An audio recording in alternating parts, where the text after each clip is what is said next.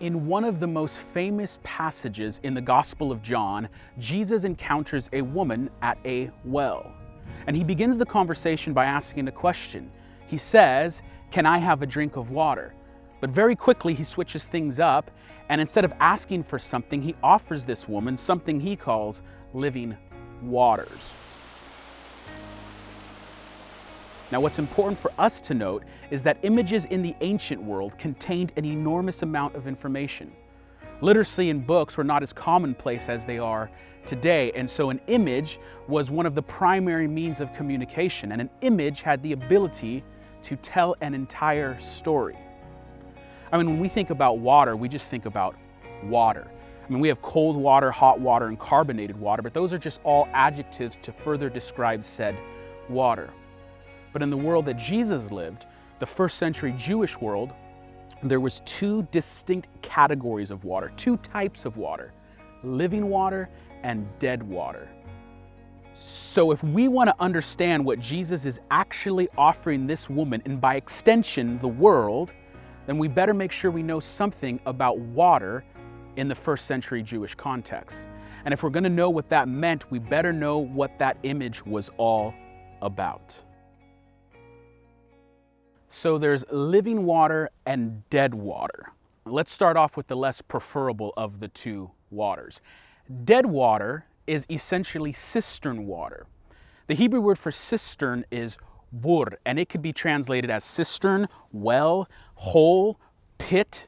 It could be translated even as prison or dungeon. And you might be asking, why in the world is the translation so flexible? But actually, if you look into it, they're all pretty much saying the same thing. You need to picture a hole in the ground, and the hole could be 10 feet, 20 feet, or 50 feet. The hole would subsequently be plastered with limestone so it can contain and hold water. But oftentimes, more than water, they found other uses. Oftentimes people were thrown into them to serve as a holding place or a dungeon or a prison. So for example, Joseph is thrown into a cistern before he is sold into slavery. Jeremiah is thrown into a muddy pit or a muddy cistern. Oftentimes you see in Jeremiah 41, dead bodies are thrown in them to maybe hide them or discard them. But primarily they're used to store water. In 2 Chronicles 26, Uzziah builds many cisterns for the people of Israel. In Deuteronomy 6, Moses says that the promised land has many cisterns that you yourselves have not dug. And so the primary source of a cistern in the ancient world was to hold dead water, still water, water that was not moving or flowing. So what's so important about collecting this dead water in cisterns? In Israel, there's not enough water throughout the year to provide for the people. Rain primarily occurs between October and April. Additionally, the largest body of water in Israel is the Dead Sea, and you can't even drink that. So collecting water was of utmost importance for survival. And so what people would do is they try to redirect rainfall from anywhere they could and get it into cisterns. You could try to collect water from a mountainside, a hillside, even the roof of your house. Whatever you could do to get water into these cisterns was of utmost importance for survival. However, we all know what still water does. I mean, what happens to water that sits outside, especially for long amounts of time, maybe a few months? It becomes stale, it becomes stagnant. Things start to grow in it. Things land in it. And ultimately, who wants to drink this? I mean, you could if you had to, and you could boil it in order to stay alive, but no one would choose to drink this over fresh, flowing, cool, living water. In Hebrew, Maim Chaim, fresh, flowing, moving, cool water. Now remember, dead water is still, it's stagnant. Now this can be lost on the modern person because we just have access to water everywhere. If we're thirsty, we could just go to the fridge, go to a sink. It's like there's no issue with running out of water. But have you ever been maybe on a long jog or a long hike or been working out and you didn't drink enough water and you failed to bring enough water with you and you can just feel the thirst taking over you? And do you remember when you finally get to water, how precious and satisfying something as simple as water can be? We could lose sight of it, but water is, in of itself, when you are thirsty, precious and satisfying. Now take that same feeling and amplify that 1,000 times. Because the ancient person didn't have a fridge, they didn't have ice, they didn't have access to cool water everywhere. And so living water, Maim Chaim, fresh, flowing, cool water, is absolutely precious. So imagine yourself walking and you're on mile 10 of a day's journey. You ran out of water yesterday afternoon. For the ancient person, this is life and death. Your thirst would increase and increase until your body would actually begin to warn you with pain. You're in imminent danger, and mile after mile, you begin to lose hope. Then suddenly, you see some green, and green means water. And then you see it, a spring of living water. Maim Chaim. Living water is living because it's moving, but also because it gives you life. Now let's return to where we first began. Jesus encounters a woman at a well. Now there's 3 important pieces of context that will help tell the story of this woman. The first is she's a woman. 2, she's a Samaritan woman. And 3, the time of day is noon. Now we need to look at each piece of context in order to fully understand what's going on. So the first issue, she's a woman. Not a big deal in the modern world. But in the world that Jesus lived in, for a respectable teacher, a respectable rabbi, to approach a single woman in public and begin to converse was taboo. It was not something that was respectable. It was a no-no. But Jesus breaks that barrier and begins to engage in conversation with this woman. Secondly, she's a Samaritan woman. Jesus is Jewish, and the story between Jews and Samaritans is not a good one. There is hatred, enmity, and animosity. There's a long history of rivalry. Roughly 100 years before the birth of Jesus, Jewish men went into the Samaritan temple on Mount Gerizim and destroyed it. About a decade before Jesus was born, Samaritans desecrated the Jewish temple. They spread out bones all across the temple, including the Holy of Holies. This was an unclean act, an act of desecration. So there was violence between these two people, hatred between these two people. And Jesus just seems to put all of that aside. It doesn't matter your ethnic background. It doesn't matter that you're a woman. Jesus is going to talk with you. Third, time of day is noon. Now we know from the historical sources that typically women would go in groups, not at noon, to get water. They typically went in the morning or the evening because it wasn't so hot. And so you went in the cool of the day and you went in groups for safety. Yet this woman, a Samaritan woman, goes alone. And as the interaction between Jesus and her continues, we find out the reason. She's been married 5 times and the man she's with now is not her husband.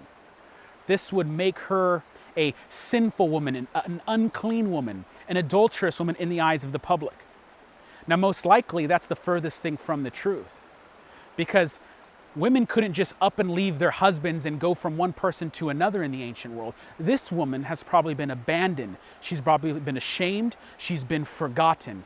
And so she finds herself going from man to man just to survive. So she's a woman who's acquainted with grief, sorrow, and shame. And what is Jesus doing? He's breaking all of those barriers and talking with her. This is why in the Gospel of John, chapter 4, she says, "How is it that you, a Jew, ask for a drink from me, a woman from Samaria?" And listen to this. Listen how Jesus responds. John chapter 4, verse 10. Jesus answered her, "If you knew the gift of God and who it is that is saying to you, 'Give me a drink,' you would have asked him and he would have given you living water." Maim Chaim. What is Jesus doing? Jesus is breaking the ethnic and gender barriers and talking with this woman, and he offers her what the God of Israel always offered to Israel alone. In Jeremiah chapter 2, verses 12 and 13, God says this, Be appalled, O heavens, at this. Be shocked.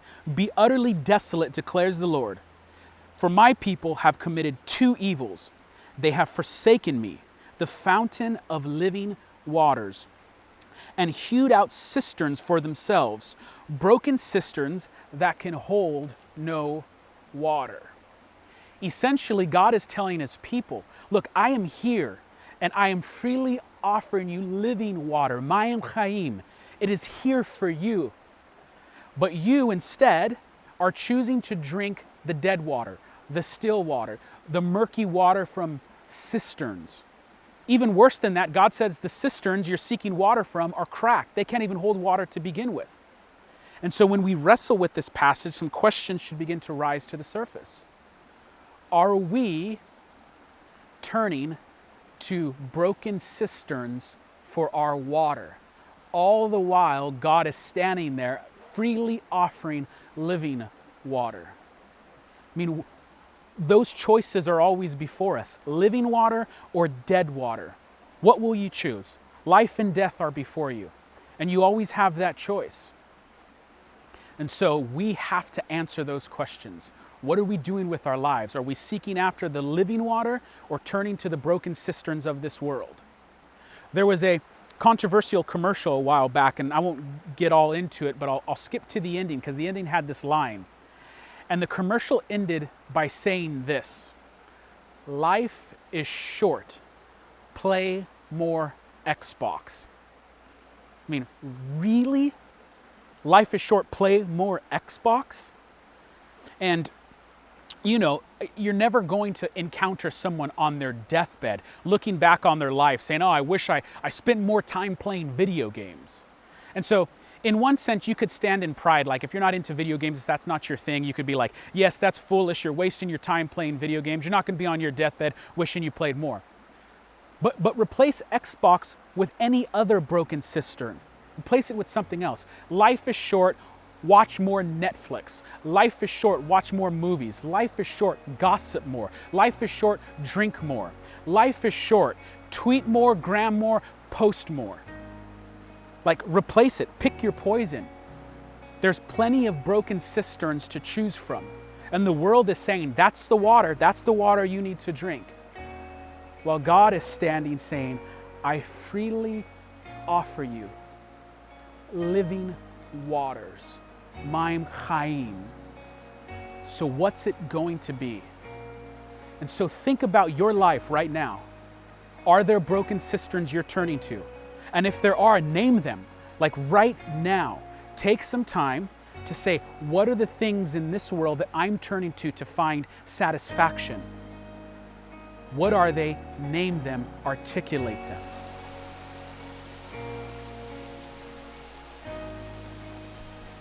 So what ultimately happened to the Samaritan woman at the well? She accepted the living waters that Jesus was offering. And she became the first female evangelist and sent back into her own community, the community that rejected her. And she then proclaimed the good news of the one who had accepted her.